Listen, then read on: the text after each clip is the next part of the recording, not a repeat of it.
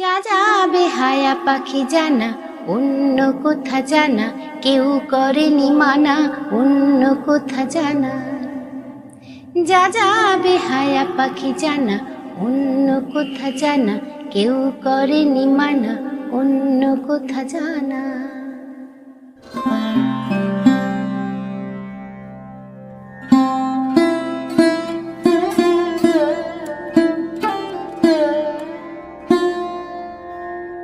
নমস্কার বন্ধুরা, গল্পে কথায় বন্ধি চ্যানেলে গানে গল্পে কথায় আবারও তোমাদের স্বাগত। আজ আমি তোমাদের শোনাবো এক ডান পিটে বউয়ের গল্প। লিখেছেন প্রভাত কুমার মুখোপাধ্যায়, আর গল্পটির নাম কুমকুম কুমারীর গুপ্ত কথা।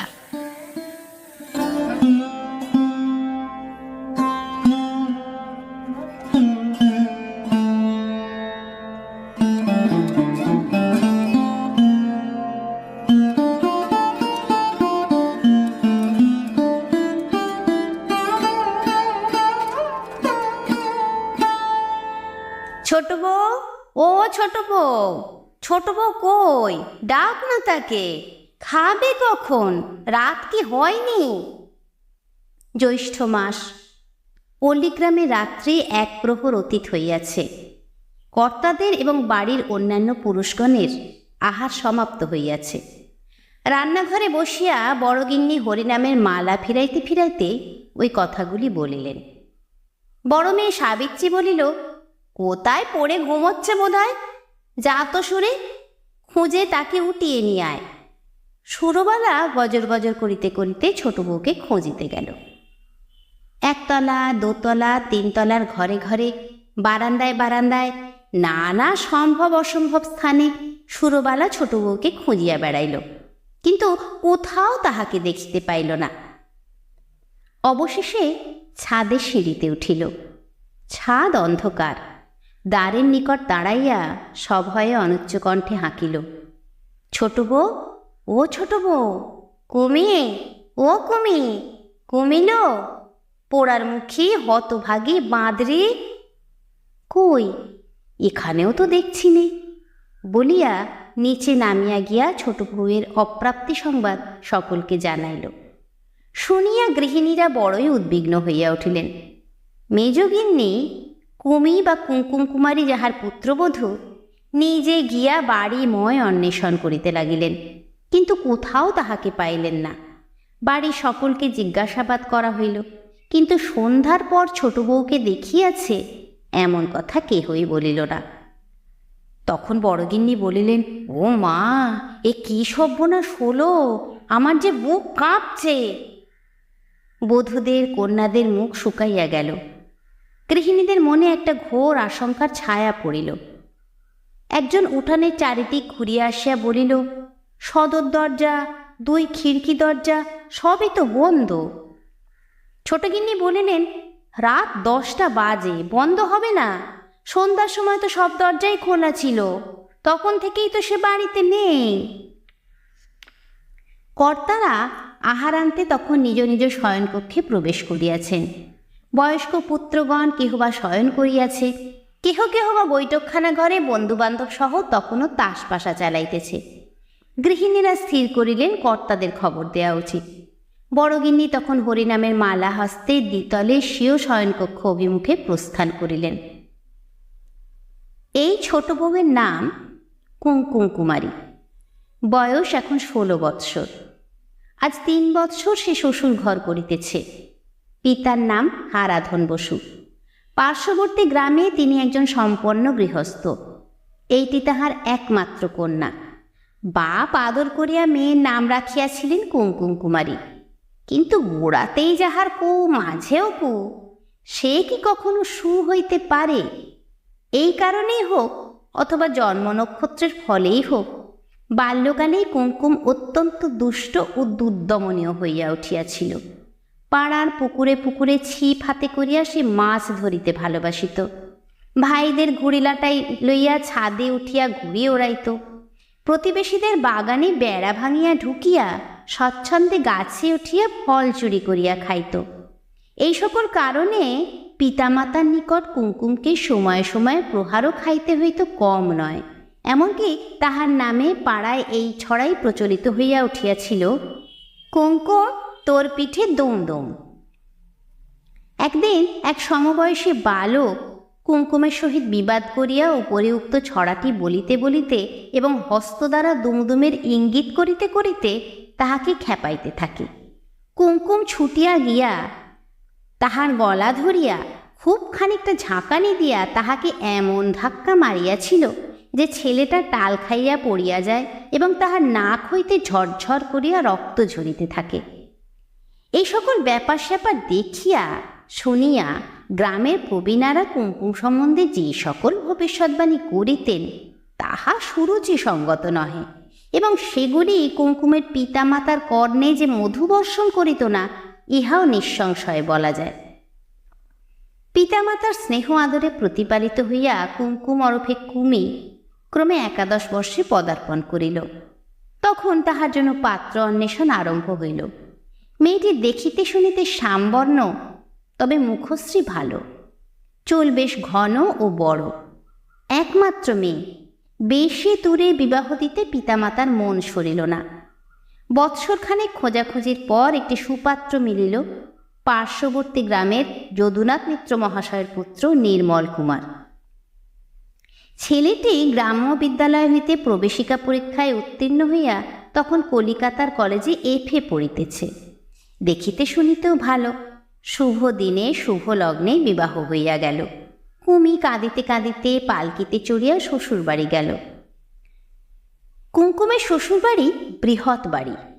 বাড়ির পশ্চাতে প্রাচীর ঘেরা বৃহৎ বাগান, তাহার মধ্যে পুষ্করিণী ও বহু জাতীয় ফলবান বৃক্ষ। শ্বশুরেরা 3 ভাই, হরিনাথ, যদুনাথ ও কুমুদনাথ। 3 ভাই একত্র আছেন। 3 গৃহিণী, তাহাদের প্রত্যেকের পুত্র কন্যা বধূ নাতি নাতিনী তো আছেই, তাহা ছাড়া অন্যান্য আত্মীয় স্বজনেরও অভাব নাই। চাষবাসও বিস্তৃত পরিমাণে আছে। চাকর কৃষাণ প্রভৃতির সংখ্যাও অল্প নহে।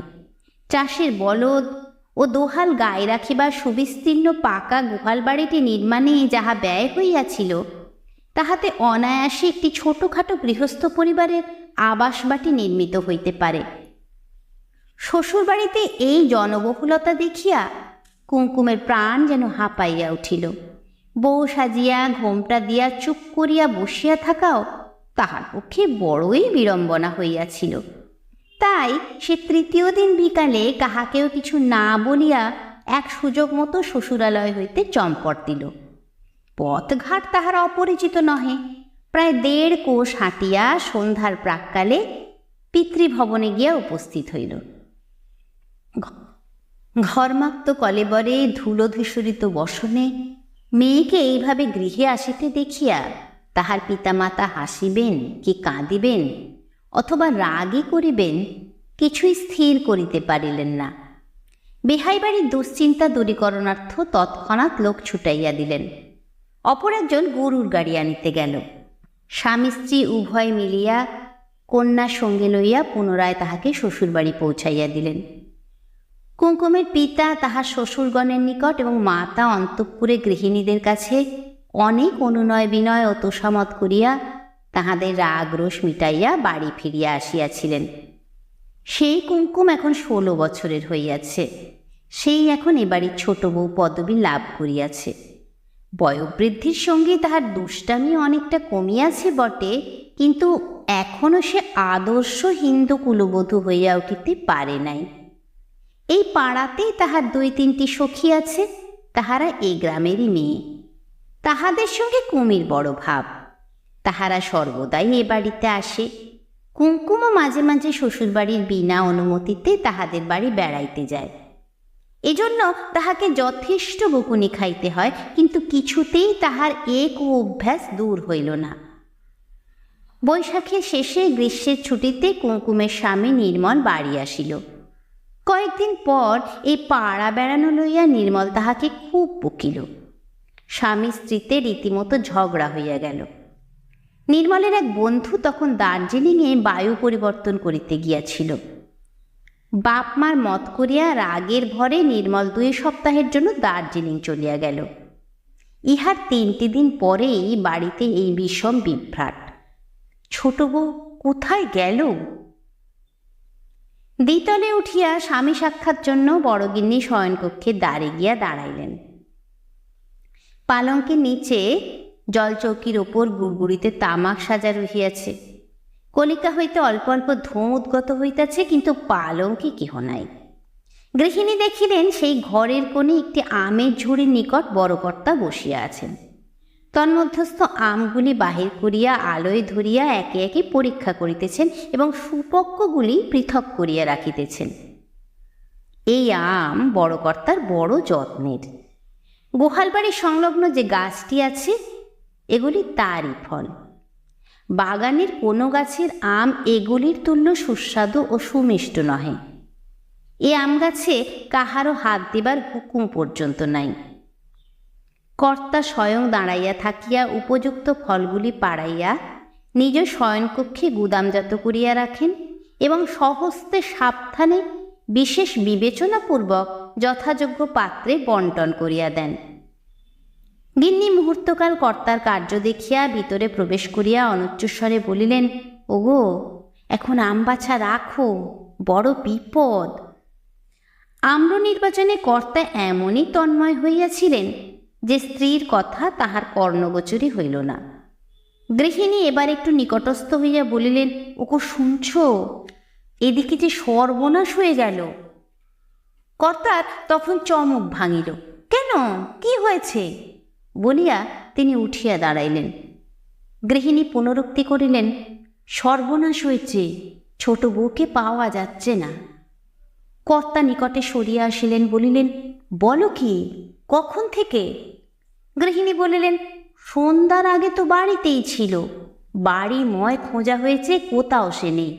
সকলকেই জিজ্ঞেস করা হয়েছে, সন্ধ্যার পর আর কেউ তাকে দেখেনি। কর্তা গুম হইয়া নিজ কেশবিরল মস্তকে ধীরে ধীরে হস্ত সঞ্চালন করিতে করিতে 2 মুহূর্তকাল চিন্তা করিলেন। শেষে বলিলেন, গা ধুতে গিয়েছিল কি? একলা গা ধুতে গিয়ে যদি ডুবে টুবে গিয়ে থাকে? কার সঙ্গে গা ধুতে গিয়েছিল খবর নিয়েছ? গৃহিণী বলিলেন, না, তা তো নিইনি। কর্তা গম্ভীর বললেন, একেই বলে স্ত্রী বুদ্ধি। যাও, সেইটা আগে ভালো করে জানো। আচ্ছা, সবাইকে জিজ্ঞাসা করে দেখি বলিয়া গৃহিণী প্রস্থান করিতেছিলেন। কর্তা বলিলেন, আর শোনো, যদু কুমুদকে আমার কাছে ডেকে দিয়ে যাও বলিয়া হরিনাথবাবু বিছানায় বসিয়া উত্তেজিত চিত্তে গুড়গুড়ি টানিতে লাগিলেন। এই তলার অপর প্রান্তে মেজকর্তা ও ছোটকর্তার শয়নগৃহ। বড়গিন্নি মেজকর্তাকে খবর দিয়া ছোট দেবরের ঘরে প্রবেশ করিয়া দেখিলেন তিনি বিছানায় পড়িয়া এক মনে একখানি বহি পড়িতেছেন। বাংলা উপন্যাসের ইনি একজন অক্লান্ত পাঠক, স্থানীয় লাইব্রেরির সেক্রেটারি। চমকপ্রদ অথবা লোমহর্ষক কোনো উপন্যাসের বিজ্ঞাপন দেখিলেই ইনি তৎক্ষণাৎ লাইব্রেরির জন্য তাহা অর্ডার দিয়া থাকেন এবং ভিপি আসিলে প্রথমে স্বয়ং তাহার রসাস্বাদ গ্রহণ করিয়া তাহার পর লাইব্রেরিভুক্ত করেন। বড়গিন্নি ইহাকে সংবাদটা দিয়া নিম্নে আসিয়া সকল বধূ সকল কন্যাকে জিজ্ঞাসা করিলেন, কিন্তু আজ কোনো দলের সঙ্গে ছোট বউ যে গা ধুতে গিয়াছিল এমন সংবাদ পাওয়া গেল না। 3 কর্তা তখন একত্র হইয়া পরামর্শ করিতে লাগিলেন। বয়স্ক পুত্রেরাও আসিয়া যোগদান করিল। গৃহিণীরা নবীনারা বাহিরে বসিয়া শুনিতে লাগিলেন। বড় কর্তা বলিলেন, গা ধুইতে গিয়া খুব সম্ভব সে খিড়কির পুকুরে ডুবিয়া গিয়াছে। একা গিয়াছিল, তাহাতেই এ দুঃসংবাদ এতক্ষণ কেহ জানিতে পারে নাই। অথবা হয়তো বাগানে তাকে সাপে কামড়াইয়াছে, সেখানেই সে মরিয়া পড়িয়া আছে। বাগানটা একবার ভালো করিয়া দেখা আবশ্যক। পুত্রগণের মধ্যে সাহসী ও বলিষ্ঠ 2 জন তখনই বাঁশের লাঠি হারিকেন লণ্ঠন লইয়া বাগানে ছুটিল। বাগান পুকুরঘাটের চারিপাশ তন্ন করিয়া খুঁজিয়া আসিল, কোথাও কোনো চিহ্ন নাই। ছোটকর্তা বলিলেন, তাহার সন্দেহ হয়তো কোনো দুর্বৃত্ত বদমাইশ পাঁচিল টপকাইয়া বাগানে আসিয়া তাহাকে বলপূর্বক ধরিয়া লইয়া গিয়াছে, কিন্তু এটা কেহই সম্ভব বলিয়া মনে করিলেন না। মেজকর্তা কুমকুম যাহার পুত্রবধূ বলিলেন, আমার বোধ হয় ভুলি কি খেদি কি মনোরমা পাড়ার কারু বাড়িতে সন্ধ্যার আগে সে বেড়াতে গিয়েছিল, কোনো অভাবনীয় কারণে আসতে পারেনি, কিংবা হয়তো পালিয়ে বাপের বাড়ি চলে গেছে। অনেকেই বলিলেন এতদিন পরে আবার পলাইয়া বাপের বাড়ি যাইবে, ইহা সম্ভব নহে। তবে ভুলি খিদি বা মনোরমাদের বাড়ি গিয়া থাকিতে পারে, কিন্তু সেখানে আটকাইয়া পড়ারই বা কী কারণ ঘটিতে পারে? যদি হঠাৎ অসুখ বিসুখ করিয়া থাকে তবে তাহারা কি এতক্ষণ খবর দিত না? তিন কর্তা এবং বড় গিন্নিতে মিলিয়া অনেকক্ষণ পরামর্শ হইল, কিন্তু এই রাত্রে আমাদের ছোট বউ তোমাদের বাড়িতে আছে কি এই সন্ধান লইতে প্রতিবেশীদের গৃহে লোক পাঠানো কাহারও মত হইল না। কারণ আর একটা অব্যক্ত আশঙ্কা সকলের মধ্যে জাগিতেছিল। এখন এ সম্বন্ধে কোনরূপ গোলযোগ করা নিতান্ত নির্বুদ্ধিতার কার্য হইবে। তবে কুমকুমের পিত্রালয়ে গোপনে লোক পাঠাইতে আপত্তি নাই, এবং তাহা পাঠানো হইল।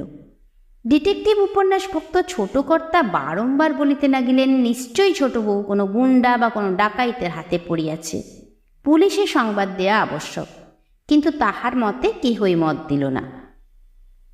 রাত্রি 2টার সময় কুমকুমের পিত্রালয় হইতে লোক ফিরিয়া আসিয়া সংবাদ দিল, কুমকুম সেখানে যায় নাই। সে রাত্রে বাড়ির অনেকেই আপন শয্যায় গেল না, যে যেখানে পাইল পড়িয়া রহিল। বিষম দুশ্চিন্তা ও মানসিক উদ্বেগে রাত্রি শেষ হইল। শেষ রাত্রে বড় কর্তা মহাশয় ঘুমাইয়া পড়িয়াছিলেন। হঠাৎ তাহার নিদ্রাভঙ্গ হইল। ছোট ভাই কুমুদ তাহাকে ডাকিতেছেন, বর্দা বর্দা উঠুন, ছোট বউয়ের সন্ধান পাওয়া গিয়াছে। বর্দা ধর্মর করিয়া উঠিয়া বসিয়া বলিলেন, হ্যাঁ হ্যাঁ কোথা? ছোট কর্তা মুখখানে পেচকের মতো গম্ভীর করিয়া বলিলেন, আমার কথা তখন কেউ শুনলেন না। কে তাকে হত্যা করে গোয়ালবাড়ির ছাদের উপর লাশ তুলে রেখে চলে গেছে। লাশ তুলে রেখে চলে গেছে? খুন করেছে? কি সর্বনাশ! তুমি কি করে জানলে? ছোট কর্তা বলিলেন, এইমাত্র আমি গাড়ুটি হাতে করে মুখ হাত ধোবার জন্যে পুকুর ঘাটের দিকে যাচ্ছিলাম। গোয়ালবাড়ির কাছে গিয়ে দেখি ছাদের আলসের ওপর একখানা শাড়ির আঁচল ভোরের হাওয়ায় ফুরফুর করে উঠছে। পাড় দেখেই আমি চিনতে পারলাম ও শাড়ি তো গত মাসে আমি ওর জন্যে কিনে এনেছিলাম। বড় কর্তা কাপড় পরিতে পরিতে পালঙ্ক হইতে নিম্নে অবতরণ করিয়া বলিলেন, শুধু শাড়ি দেখেছ? তবে লাশের কথা বললে যে? ছোট কর্তা অত্যন্ত বিজ্ঞচিত ভাব ধারণ করিয়া কহিলেন, শুধু কাপড়খানা ছাদের ওপর উড়বে কি করে বর্দা? কাপড় যখন রয়েছে তখন লাশও নিশ্চয়ই ছাদের উপর আছে। এই সবই তো ক্লু কি না? লাশটা আলসের জন্যে দেখা যাচ্ছে না। চলো চলো ছাদে উঠে তো দেখা যাক। ছোট কর্তা বলিলেন, না দাদা, অমন কাজটি করবেন না। এখন প্রথম কর্তব্য পুলিশে খবর দেয়া। লাশ যে অবস্থায় আছে ঠিক সেই অবস্থায় পুলিশ এসে দেখুক, এই হচ্ছে নিয়ম। তবে সুরথাল হবে, ডিটেকটিভ এসে ক্রমে খুনের কিনারা করবে। ছাদে এখন আমাদের কারও ওটা উচিত নয়। বড় কর্তা বললেন, আরে না না, কি বলো তুমি? চলো চলো, ছাদে উঠে আগে আমরা দেখি গিয়ে, বলিয়া কর্তা শুধু পায়েই ছুটিলেন। বাড়ির অপর কেহ তখনও জাগে নাই, এমনকি ভৃত্যেরাও ঘুমাইতেছে। মেজ ভাইকেও জাগাইয়া তিনজনে উঠানে নামিলেন। উঠান পার হইয়া গোহাল বাড়ির নিকটবর্তী হইয়া সকলে দেখিলেন ছাদের আলিশার উপর একখানা শাড়ির প্রান্তভাগ বাতাসে উড়িতেছে বটে। কিছু দূরেই একখানা মই পড়িয়াছিল। মেজকর্তা সেখানা টানিয়া আনিয়া ছাদে লাগাইয়া তাহাতে উঠিয়া পড়িলেন। তিনি ওপরে উঠিলে বড় কর্তা জিজ্ঞাসা করিলেন, কি দেখছ? মেজকর্তা বলিলেন, ছোট বৌমাই তো বোধ হচ্ছে। ছোট কর্তা আবার জিজ্ঞাসা করিলেন, রক্তের চিহ্ন আছে? মেজকর্তা উত্তর করিলেন, কই সেরকম তো কিছু দেখছি নে। ও বুঝেছি, তাহলে অস্ত্রাঘাত করেনি, বিষ প্রয়োগে কিংবা গলার টিপে মেরেছে। বলিয়া তিনিও মই বাহিয়া ছাদে উঠিয়া পড়িলেন। পশ্চাৎ পশ্চাৎ বড় কর্তাও কষ্টের সৃষ্টে উঠিলেন। তিনজনে দাঁড়াইয়া লাশের পানে এক দৃষ্টে চাহিয়া রহিলেন। হঠাৎ বড় কর্তা বলিলেন, ওহে নিঃশেষ পড়ছে যে। বলিয়া তিনি উচ্চস্বরে ডাকিলেন, ছোট বৌমা, ও ছোট বৌমা।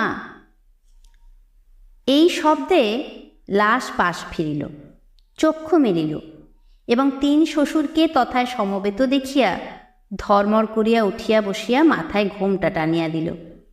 বড়কর্তা বলিলেন, নারায়ণ নারায়ণ, শ্রী গুরু রক্ষা করেছেন, ওফ বলিয়া দুই হস্তে মস্তক ধারণ করিয়া সেইখানেই বসিয়া পড়িলেন। বসিয়া ছাদের ইতস্তত দৃষ্টিপাত করিতে লাগিলেন। দেখিলেন বহু সংখ্যক আমের আটি ও খোলা পড়িয়া রহিয়াছে, কতক বা শুষ্ক ও পুরাতন, কতকগুলি বা সদ্যভুক্ত। দেখিয়া তিনি এই গুপ্ত রহস্যের সূত্র পাইলেন। মেজকর্তা ক্রোধেশ্বরে বলিলেন, বৌমা, তুমি এখানে এলে কি করে? বউ নীরব, বেশি করিয়া ঘোমটা টানিয়া দিল। বড়কর্তা তখন উঠিয়া দাঁড়াইয়াছেন। বলিলেন, সেসব কৈফত পরে হবে, এখন আমি সমস্তই বুঝতে পেরেছি। এখন তোমরা সব নামও দেখি, আমিও নেমে যাচ্ছি। তারপর বৌমা, তুমি আস্তে আস্তে খুব সাবধানে নেমে এসো। কিছু ভয় নেই তোমার মা, কেউ তোমায় বকবে না, কিচ্ছু বলবে না। বাড়ির লোক এখনো কেউ ওঠেনি, এই বেলা নেমে এসো, কেউ দেখতে পাবে না। মেজকর্তা ছোটকর্তা নামিলেন, তৎপশ্চাৎ বড়কর্তাও নামিয়া গেলেন। মই নামিতে বৌমা পাছে পড়িয়া যান, এই আশঙ্কায় মেজকর্তা একটু আড়ালে দাঁড়াইয়া অপেক্ষা করিতে যাইতেছিলেন। বড়কর্তা তাহার হাত ধরিয়া টানিয়া বলিলেন, এসো এসো, কিচ্ছু ভয় নেই, ওসব ওদের অভ্যাস আছে। ভাইদের লইয়া তিনি গৃহের ভিতর প্রবেশ করিলেন। বড়দাদার আচরণ ও কথাবার্তা উভয় ভ্রাতার নিকট প্রহেলিকার মতো বোধ হইতেছিল। তাহারা অবাক হইয়া প্রশ্নপূর্ণ দৃষ্টিতে জ্যেষ্ঠের পানে চাহিয়া রহিলেন। বড়কর্তা তখন বলিলেন, কাল বিকেলবেলা আমি যখন বাগানে যাচ্ছিলাম, দেখলাম ওইখানা গোয়ালের পেছনে লাগানো রয়েছে। দেখে বললাম, ওইখানা এখানে কে এনে রাখলে রে? কেষ্টকে ডেকে সেখানে সরিয়ে ফেললাম। তখন কি জানি যে ছোট বৌমা সেই মই দিয়ে গাছে উঠে বসে আছেন। এত বড় একটা রহস্য এত সহজেই মীমাংসা হইয়া যায় দেখিয়া ছোটকর্তা ক্ষুণ্ণস্বরে জিজ্ঞাসা করিলেন, মই দিয়ে ছোট বৌমা গোয়ালের ছাদেই বা উঠতে যাবেন কেন? বড়কর্তা বললেন, কেন, আমার পিন্ডি চটকাতে? আর কেন?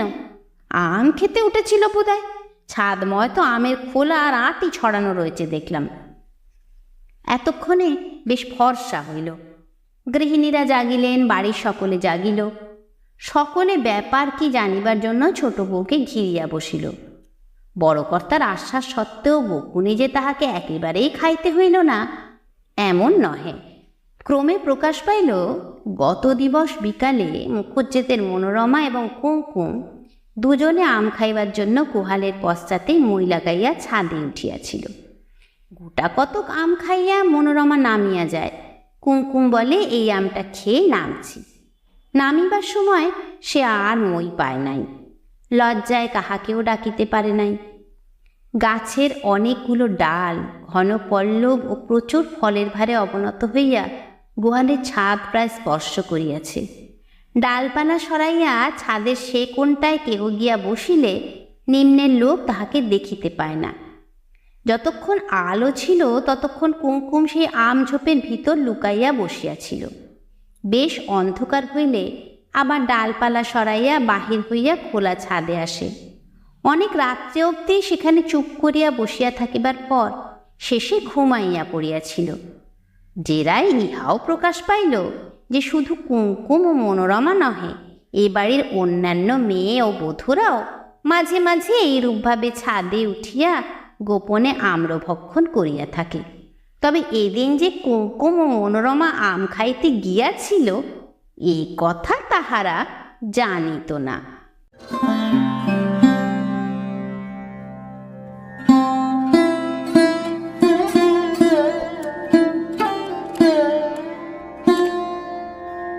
কেমন লাগলো বন্ধুরা কুমকুম কুমারীর গুপ্ত কথা? আমার তো বেশ ভালো লাগলো। তোমাদের কেমন লাগলো অবশ্যই জানিও। কিন্তু যদি ভালো লেগে থাকে একটা লাইক করো, প্রিয়জনদের সঙ্গে শেয়ার করো, আর আমার চ্যানেলটা সাবস্ক্রাইব করে আমার পাশে থেকো। বেল বাটনটা প্রেস করে রেখো এই ধরনের আরও বিভিন্ন স্বাদের গল্পের নোটিফিকেশন পাওয়ার জন্য। আর অনেকটা ভালোবাসা নিয়ে অপেক্ষা করো আমার পরের গল্পটার জন্য। তোমরা সবাই খুব ভালো থেকো।